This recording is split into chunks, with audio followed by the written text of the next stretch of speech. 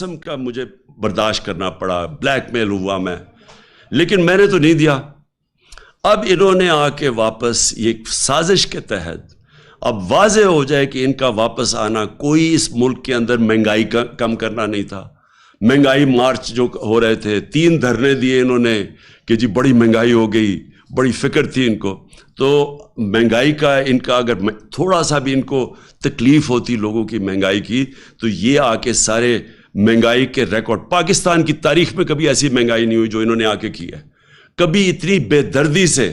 ملک کی چیزیں مہنگی نہیں کی گئی جو انہوں نے آ کے کی ہیں۔ تو ان کو مہنگائی کا تو ایشو ہی نہیں تھا، نہ ان کو کوئی ایشو تھا اہلیت کا، کیونکہ اگر اہلیت کا ایشو ہوتا تو آج انہوں نے ہماری جو ساری معیشت ہے